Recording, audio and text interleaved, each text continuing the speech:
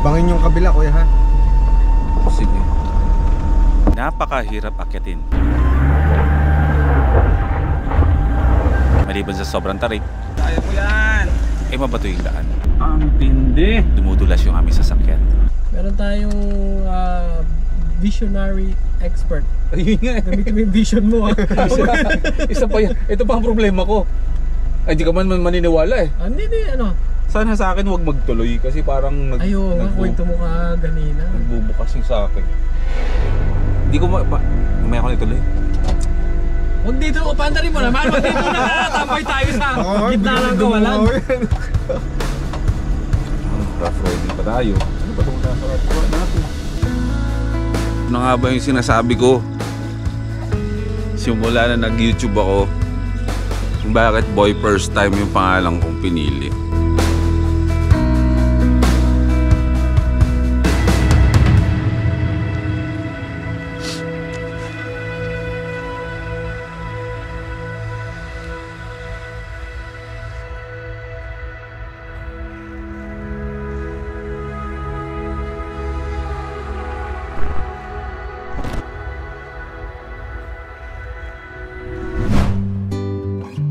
Welcome back to another episode.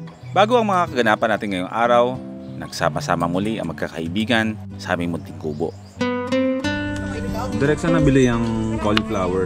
Sa may La Trinidad sa Bagsakan. Mura dun. Punong-puno ito. Ay, ito yun. Punong-puno. Kano? 100. Mix siya, mix. Mix.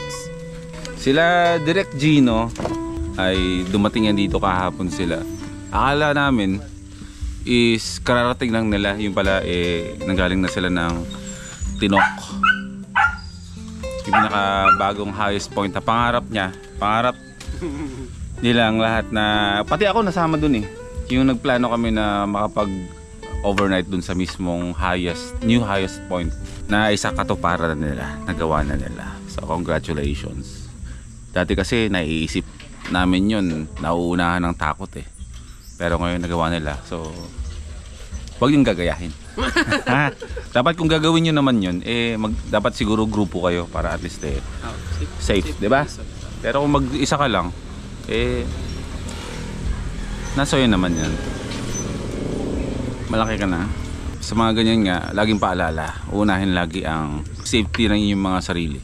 The more na madami kayo doon, mas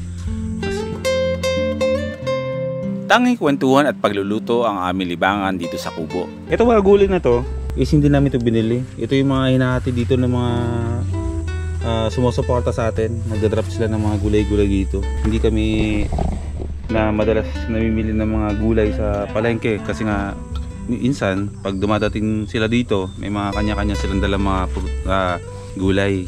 So sa susunod po magdala din po kayo ng mga galunggong, karne ng baboy. Walang panstoke.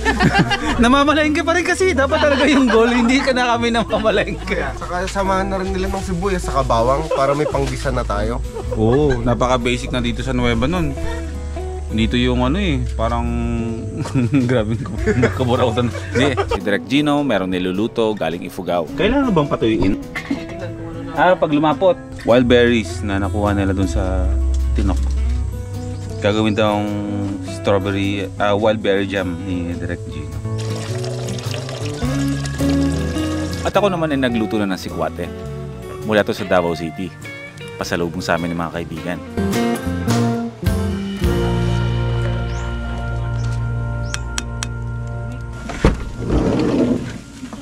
Quarter to 5 ng hapon, biglaan. Magka-camping kami ngayon, raw camping. Mamaya ko ipapaliwanag. Kailangan namin makakit ng bundok bago mawala ang sikat ng araw. Yung L3 ang gagamitin natin kasi mataas yung kabundukan, hindi yun kakayanin ni Waton. Bro, kailangan nyo ng tent, diba? Meron tayong tent dito. Shout out sa Altitude Outdoor Gears. Magagamit na naman natin ang ating tent. Ay, nakalimutan ko, dadala pala ako ng hammock, table. Yeah. Ito ang simulan ng napakahalagang mangyayari sa amin dito sa Alitaptap Base Camp to. Alam mo yung sa video? Ano? Ito parang isa-survive ka kapag ano, paano mag-survive kapag nagde-drive ka. Oh, sinakal, pag sakal, tutusok mo to. Ganyan. Diba? Tapos ililipat mo to dito. Tapos kunin mo yung ano, yung ano ng upuan, panghiga. O pag ganun mo, todas ka na. Patay ka ba rin? Oo, alam mo kung bakit? Bakit? Hindi naman nahiga yun. Okay, tuloy tayo. Mountain gaming. Nakaka-excite kasi hindi naman namin madalas ginagawa ang ganito. Yung pupunta ka ng kabundukan, pero wala pang kasiguraduhan kung ano maging itsura ng aming tuturuyan. Hardcore drone pilot. Direct Gino lang malupit. Gino lang sa kalap. Wala lang kayong drone. Ang pupuntahan natin ngayong gabi, kabundok. Anong tawag dun bro sa lugar na yun? Barangay? Hindi, yung bundok na pupuntahan natin, yung barangay. Barangay Bansing. Napuntahan na nila yung mamayan tsaka ni Direct Gino. Ako ang first time na makakarating doon. Meron kaming 3 goal sa lakad na to na hindi naman kailangan madaliin. Pinakauna, magka-camping kami, bro. Pangalawa, siguro mag-update sila sa mga napag-usapan nila na yun nga yung pinuntahan nilang lokal doon is ginaguide nila at tutulungan na rin namin, kasama na rin ako doon kung paano ba ma-establish yung isang campsite doon para magkaroon sila ng source of income. Kasi sayang yung property nila na nakatenga lang. And pangatlo, kung maaari magpapatulong kami maghanap ng mga kahoy na kung may mga tumbang kahoy doon na pwedeng mapakinabangan. Is makikiusap tayo kung bibili namin, yun yung magiging poste ng itatayo natin na Alitap-Tap Base Camp. Nice ba? Exciting. Diba? Gusto ko kasi namin yung Alitap-Tap Base Camp pag naitayo, ultimo sa simpleng detalye or kagamitan ng kubo, mayroong halaga. Yung hanggat maaari, bibili natin yung iba, pero alam mo yun, yung special Paano ko ba ma-explain? Parang may kwento lahat. May kwento lahat. Hindi lahat binili na galing sa hardware ganyan. Na parang in time maitatayo na yung Alitap-Tap Base Camp na alam mo yung kwento ng bawat kinabit diyan na mula sa kahoy, sa bubong. Para siyang para siyang libro. Ayan. Lahat ng pahina may mababasa ang kwento. Yan. Sarap din balik-balikan nila, no? Pag tumagal na yung Alitap-Tap Base Camp, yung kubo. Pag bumuli-muli ka, makikita mo yung isang parte. Ito. Galing to kay ganyan, yung kaibigan natin sa Itong grand piano na to nagkakahalaga. Grand piano bigla. Nagkakahalaga ng 1.4 million. Galing to kay JM Brothers. Na-pressure to sa JM. And speaking of JM Brothers, nadaanan natin siya sa JL Events. Kasi nga, isasama namin siya sa camping ngayon. Ala yan, 2 piece lang yan. Kung hindi ko nabawi, kakaya siya. meron tayong extra salamin dito. Papaubahin na natin to kay JM Brothers para makasama lang. Nakikita mo itong maliit na to? Ay, Oo, tatanggalin natin to. Kakabit natin doon. gamit yan. Totoo. Kasi mas wide yung field of Ginabi na kami sa biyahe dahil marami pa kaming mga dinaanan para mamili ng mga babaunin namin. Ang mahirap sa ganito, dahil nga puro graba siya, pag dumulas, kahit nakapreno ka, dire-diretso ka. Bangin ba yung nasa kanan natin? Hindi lang bangin, kundi napakataas na bangin. Tama lang na si Warang dala natin. Kawawa dito si Watod. Konting pagkakamali lang, meron kami paglalagyan. Kapag di alam ang daan, Lumiko sa kanan. lumiko sa kanan. Kanan tayo? Kaliwa. Kaliwa. Grabe naman yung ilaw natin. Madilim pa gano'n. Parang mas pinalala pa yung sitwasyon natin dito. Pero hindi, dito talaga yun Sigurado kayo ha? Sa madaling salita, ay naliligaw na kami. Oo, napuntahan na nila to dati. Pero may araw yun. Tuloy pa natin? Ngayon, gabi. Dito na tayo. Drive na. Hindi tara. How's your anxiety level? Ano ba lang? Pasipa pa lang. Ikaw, kamusta ang anxiety level? Meron naman tayong meron tayong visionary expert. Ayun nga. Gamitin mo yung vision mo ha. Isa pa yan. Ito pa ang problema ko. Ay, hindi ka man maniniwala eh. Hindi, ano. Sana sa akin huwag magtuloy kasi parang Ayaw nga, kwento mo ka ganina. nagbubukas yung sa akin. Hindi ko mamaya ko na ituloy. Huwag dito, pandarin mo naman. Huwag dito na tambay tayo sa gitna ng kawalan. Rough roading pa tayo. Ano ba itong nasa katuwa natin? Bangin yung kabila, kuya ha. Sige. Napakahirap akyatin.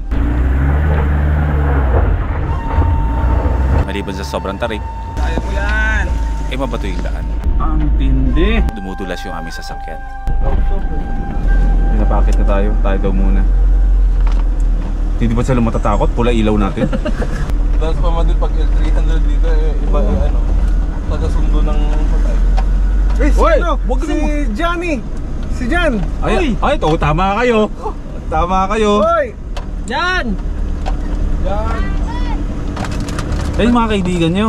Magkakamping kami sa inyo. Wala pang nagawang kubo. Okay Ayos lang. Doon kami sa damuhan. May tao doon? Meron si kuya ko. Ah, sige. Hirap ng kasada, grabe. Kuya, may parang kulay tayong dalawang dadaanin dyan sa park. Sakto lang yung gulong. Bangin yun? Tulay? Kulay. Oh, may stream kasi. Promise, grabe, hardcore dito. Buti na lang malakas tong L300 natin kahit hindi to 4x4. Pahirapan man ang pag-akyat namin dito.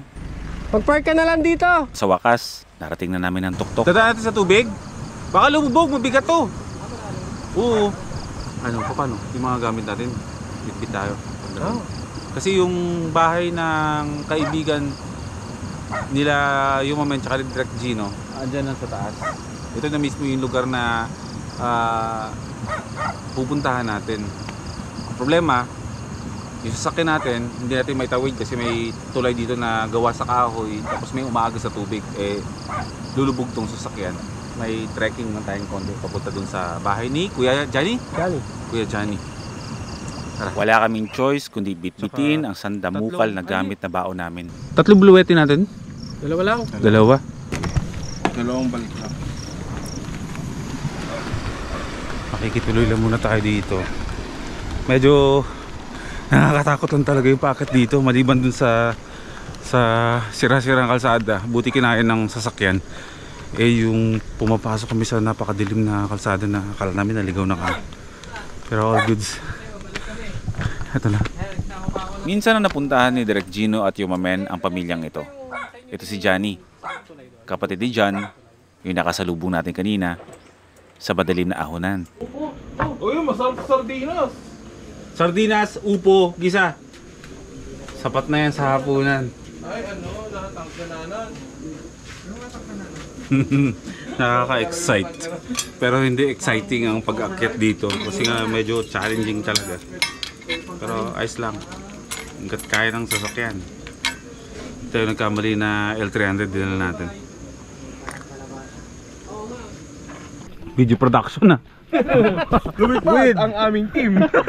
With Betchin Studios. Mula sa Kubo ay kailangan pa namin maglakad ng mga 500 meters bago namin marating ang lokasyon kung saan itatayo ang pinaplanong campsite. Ah, si Jan, oh. Kita niyo, kilala niyo na yan si Jan. Si Kuya Johnny, ang kuya ni Jan, ang mga may-ari nitong property. Siya din yung mag-aalaga sa inyo kapag okay na yung campsite natin. No? Mga susunod na buwan, yung inaayos na namin. Mga 4x4 dito. Natagal na, patag na, no? Ang lokasyon ng campsite, pabor para sa mga naka 4x4 na sasakyan. Pero sa mga naka 4x2, hindi tayo sure. Dito po tayo para makipagkaibigan. Dito po kami, maghahatong away. Kayo ba? Meron ba kayong mga gustong kausapin? Pag tumatagal pala, bumibigat ang blue edge. Yung rights man natin, medyo nagreklamo sa kanyang first Akala ko kanina, magaan lang kayo, mayabang pa ako. Sige ako na mag-iilaw sa inyo kahit biting ko pa yung blue edge. Mabigat pala. Napakatindi. Why? Ito yung pag-akit ng bundok natin na nagkulab ang tatlong production. Ay! Oo, Betchin Studios, Yomamen Lights and Sounds, and Jail Events. Ako? And I am your host. May experience ko na rin gamitin ang aking altitude outdoor na tent sa tuktok pa ng bundok. Maraming salamat, Altitude Outdoor. Napakabilis lang yung setup nito. Tsaka ano kasi ito bro, hindi mainit sa loob kasi mesh type. Kumbaga itong tent is designed to pang Asia. Kasi yung dati ko kasing tent pang mga North Pole, mga ganon, yung mga malalamig na lugar. Eh dito sa Pilipinas bumili ako, Pugon. Hindi naman uulan pero maglagay tayo. Wala pa rin problema kasi yung airflow nga maganda sa ilalim. May mga ano rin sila, pop-up tent. Wala. Wala, lahat ganito. Oo. Si Altitude kasi is more on ano talaga siya, pangakyatan. Kasi ano siya, mountaineer siya. Tsaka compact to bro. So talagang manipis yung mesh niya. Tapos magkabilaan merong pinto. Oh, nice. So kapag nilagyan mo to ng mga pegs, yung takip nito is nakaganito siya bro, makaunat lahat yan. Nakaangat. Vents. Vents yung mga yan. Maganda, yung kagandahan dito. Si Altitude Outdoor ang tumapos ng problema ko pagdating sa tent. Ang kagandahan pa sa tent na to, ganito lang, ilalak lang. Itong mismong takip niya na to sa mesh. Kalmado na ang lahat. Nagsimula na rin kami magluto. Nagsasayang kaming gamit ang rice cooker, gamit ang Bluetti. Nag-setup na rin kami ng mga ibang gamit na aming kakailanganin. Tulad na lang nitong foldable table ng Altitude Outdoor Gears. Ay, tayo magkakasa dyan. Malamig tayo pareho. Ganda ng pwesto natin. First time ko nga pala matulog dito. Ating bagong kasama sa ating mga adventures, motocentric. Yan ang simula ngayon ito na ang gagamitin natin sa lahat-lahat ng mga bags natin. Motocentric. Nagdala na ako ng unan para kahit paano meron tayong malambot na mahihigaan. Yung sleeping bag ko ipapagamit ko kay Mamen kasi si Direk Gino tsaka si Mamen trip matulog sa labas na naka sleeping bag o yung tinatawag namin na uod. Si Direk Gino siya yung in charge sa pagluluto sa labas. Paubayan natin sa kanya yung pagluluto. Pagkatapos kumain tayo maghugas ng pinggan. So ganito lang kami dito. Stress free. Mga nasa syudad, pinapangarap lang yung kalagayan natin. Oo, sa totoo. Hindi naman mahirap yun Isang decision lang naman sa buhay yung ganito. Totoo naman. Kung ano yung pipiliin mo. Hindi lang talaga kasi nila mabitawan yung lifestyle na meron sila. Di mo rin sila masisi kasi syempre source of income. Kung stress ang pag-uusapan, nabuhay din tayo sa stress. Kasi pinili natin yung buhay na nakaka-stress. Ngayon, pinili na natin yung buhay na ganun, na nakaka-stress pa rin.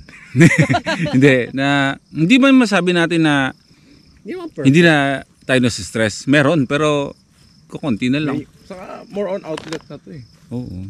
Kailangan mo rin ng tapang kasi pag pinili mo ganitong lifestyle may mga isasakripisyo ka rin talaga.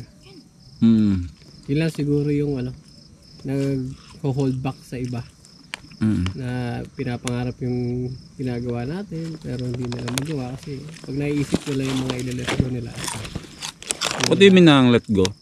Siyempre pag ganitong lifestyle ka ang daming aalisin sa mga mo pang-araw-araw mong buhay ba? Yung comfort mo mawawala. Comfort, yun. Unang-una. Comfort na dala ng aircon, malambot na kama. Hindi ka namin pinaparinggan ha? Wala brothers. tayong pinaparinggan dito. Ano yan? Pero kung gusto naman nila, kailangan nila step by step. Ang pinakamagaan na explanation namin dito is hindi naman porket magbabago kayo ng lifestyle ng nakasanayan sa araw-araw, yung mga gawain lang naman na madalas nating nakagisnan ang nagbago sa amin. Yung klase ng pamumuhay binaba namin, pero hindi bumaba yung pangarap namin. Kala nyo gaganito-ganito lang kami, hindi pinili lang namin talaga yung tahimik na, pero hindi lahat ng aspeto ng buhay namin is tumahimik, hindi. Yung klase ng pamumuhay ang nag-adjust kami, pero pagdating sa mga pangarap namin, ako alam lang, mataas ang pangarap namin. Mataya pa rin kami sa loko. Oo. Agis mga cellphone ko dito, sabihin na nga natin. Alam nyo ba paano kami nakakapag-camping at nakakakuha kami ng budget? Ito yun, ipapakita ko sa inyo app. Magka-cash in lang kayo ng 500 pesos. 500 pesos ilalaro ko ngayon. O diba, yung 500 pesos ko nawala. Kaya huwag kayong magsusugal. Yan si Direk Gino ngayon, napakakalmado. Samantalang dati napakaingay sa Facebook niyan. Wasak! Di ba? Nakakamiss yung ganun, no? Pero mas na-appreciate ko ngayon, mamen. Hindi nakikita ng mga nakakapanood lang pero grabe ang stress ng mga kapanahonan na yon. Masaya ako sa video, pero sa likod, after nung video, sobra yung stress na dala ng ano yung susunod mong gagawin, paano mo mapapantayan o malalampasan yung nauna. Ngayon, wala nang ganun Easy flowing lang lahat ng bagay. Tama. Ramdam naman namin yun. Sa mahalaga, mahal mo yung ginagawa mo. Para sa akin, para sa amin, dati struggle kami kung paano kami nagiging masaya. Diba, direct, no? Yung mamen, no? Napakahirap paging masaya. Puno-puno ng pressure ba? Pahirapan, parang napakamahal niyang, kung nabibili lang yung kasiyahan, napakamahal niya. Yung halaga ng kasiyahan dati, na ang hirap-hirap mong makuha. Yung tipong may pambili ka naman, pero parang hindi mo siya kayang bilhin. Tapos kapag nabili mo, parang hindi effective yun.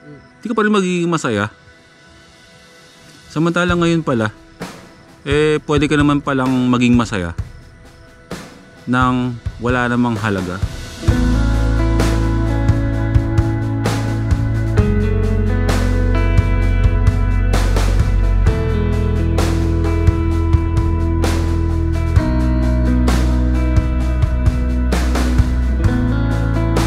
Good morning! Ito na nga ba yung sinasabi ko? Simula na nag-YouTube ako, kung bakit Boy First Time yung pangalan kong pinili. Sabi ko hindi ako mauubusan ng first time kasi first time kong matulog at mag-camping sa tuktok ng bundok na ganito kaganda. Napaka-priceless.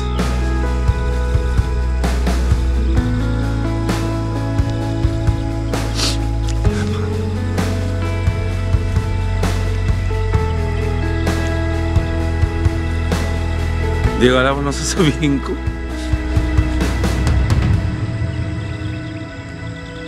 Ang ganda.